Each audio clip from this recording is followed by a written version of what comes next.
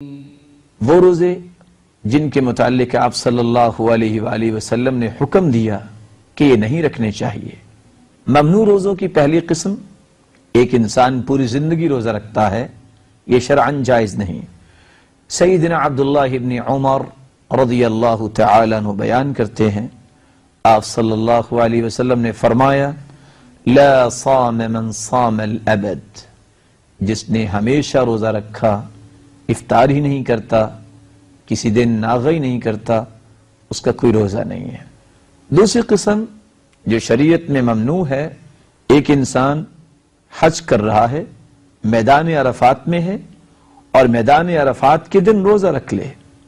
سیدنا ابو ہریرہ رضی اللہ تعالی عنہ سے مروی ہے،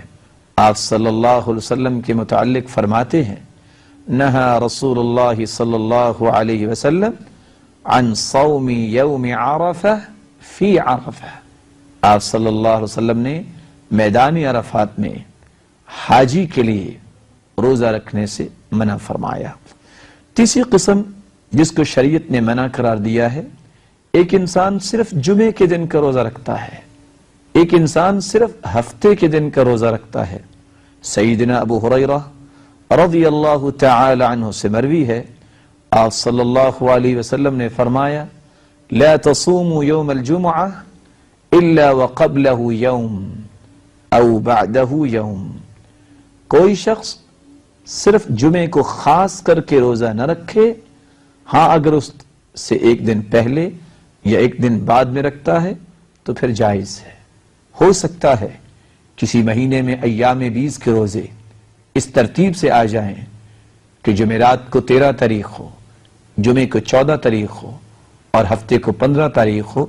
اس وقت یہ روزہ رکھنا جائز ہوگا۔ اور وہ روزے جو واجب ہیں اگر ان کی تکمیل کر رہا ہے تو پھر بھی یہ روزہ رکھنا جائز ہوگا، جیسا کہ دوسری روایت میں سیدنا عبداللہ ابن بصر رضی اللہ تعالی عنہ سے مروی ہے، آپ صلی اللہ علیہ وآلہ وسلم نے فرمایا، لا تصوموا یوم السبت الا فیما افترض علیکم، تم میں سے کوئی شخص صرف ہفتے کے دن کا روزہ نہ رکھے، ہاں جو فرض روزے ہیں ان کو مکمل کرنا، ان کو رکھنا، یہ تو اللہ کی قربت کی نشانی ہے۔ چوتھا روزہ جس کے متعلق شریعت نے منع کیا ہے کہ ایک انسان اپنے تخیلات اور تصورات کی روشنی میں رجب میں روزے رکھتا ہے۔ سیدنا عبداللہ ابن عباس رضی اللہ تعالی عنہ فرماتے ہیں، نہا رسول اللہ صلی اللہ علیہ وسلم عن صوم رجب، آپ صلی اللہ علیہ وآلہ وسلم نے رجب کے مہینے میں روزے رکھنے سے منع فرمایا۔ کس انداز سے کہ ایک شریعت نے بات اس پہ مقرر نہیں کی، اس کو اپنے تخیلات یا اوہام کی روشنی میں مقرر کر دے، شریعت اس بات کو پسند نہیں کرتی۔ شریعت اس بات کا تقاضا کرتی ہے، من عمل عملا لیس علیہ امرنا فہو رد، کوئی بھی مسلمان کوئی بھی عمل کرتا ہے اگر اس عمل کی موافقت اللہ کے رسول صلی اللہ علیہ وسلم کی عمل کے ساتھ نہیں ہوتی، وہ مردود ہے، اس کو اللہ کے ہاں قبولیت سے نہیں نوازا جائے گا، وہ ناقابل قبول ہے۔ شریعت نے جن روزوں سے منع کیا ہے ان میں سے 5ویں قسم عیدین کے دن روزہ رکھنا۔ عید الفطر خوشی کا موقع ہے، عید الاضحیٰ یہ قربانی کا موقع ہے۔ آپ صلی اللہ علیہ وآلہ وسلم نے منع فرمایا، جیسا کہ ابو سعید خدری رضی اللہ تعالی عنہ روایت کرتے ہیں، نہا عن صوم یومین، یوم الفطر و یوم النحر، آپ صلی اللہ علیہ وسلم نے عید الفطر اور عید الاضحیٰ ان 2 دنوں میں روزہ رکھنے سے منع فرمایا ہے۔ وہ روزے جس کے متعلق شریعت نے منع کر دیا ہے کہ یہ روزے نہ رکھے جائیں، ان میں سے 6ٹھی قسم، ایک انسان ایام تشریق کے روزے رکھتا ہے، حج کر رہا ہے، 11، 12 اور 13 یہ ایام تشریق ہیں، ان ایام میں روزے رکھتا ہے۔ آپ صلی اللہ علیہ وسلم نے اس کے متعلق فرمایا، ایام منا ایام اکل و شرب، یہ تو کھانے پینے کے ایام ہیں، ان دنوں میں روزہ نہ رکھا جائے۔ اگلی قسم جس سے شریعت نے منع فرمایا ہے، ایک انسان شک کے دن کا روزہ رکھے۔ سیدنا صلح ابن زفر رضی اللہ تعالی عنہ بیان کرتے ہیں، آپ صلی اللہ علیہ وآلہ وسلم نے فرمایا، من صام هذا اليوم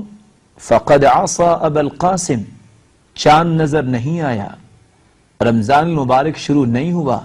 شک کی بنیاد پر جو ایک دن پہلے روزہ رکھ لیتا ہے، آپ صلی اللہ علیہ وسلم نے فرمایا جو شک کے دن کا روزہ رکھتا ہے فقد عصى ابا القاسم صلی اللہ علیہ وسلم، اس نے ابو القاسم صلی اللہ علیہ وسلم کی نافرمانی کی ہے۔ شریعت نے جس روزے سے منع کیا ہے وہ اس عورت کا روزہ ہے جو اپنے خامد کی اجازت کے بغیر نفلی روزہ رکھتی ہے، جیسا کہ سیدنا ابو ہریرہ رضی اللہ تعالی عنہ سے مروی ہے، آپ صلی اللہ علیہ وسلم نے فرمایا، لا تصوم المرأة وزوجها شاہد یوما من غیر رمضان الا بإذنہ، کسی عورت کے لیے لائق نہیں کہ اس کا خامد اس کے گھر میں موجود ہو اور اس کی اجازت کے بغیر نفلی روزہ رکھے۔ ہاں، فرضی روزہ رکھنے میں اجازت کی ضرورت نہیں۔ آپ صلی اللہ علیہ وسلم نے اگلی قسم جس سے منع کیا ہے، سیدنا ابو ہریرہ رضی اللہ تعالی عنہ سے مروی ہے، اذا انتصف شعبان، آپ صلی اللہ علیہ وآلہ وسلم نے فرمایا جب شعبان کا مہینہ نصف ہو جائے، فلا تصوموا حتى يكون رمضان، تو بقیہ 15 دنوں میں روزے نہ رکھو کیونکہ رمضان آنے والا ہے، اس کی تیاری کر لو۔ ہاں، اگر کسی کے روزے رہتے ہیں تو وہ ان ایام میں بھی مکمل کر سکتا ہے۔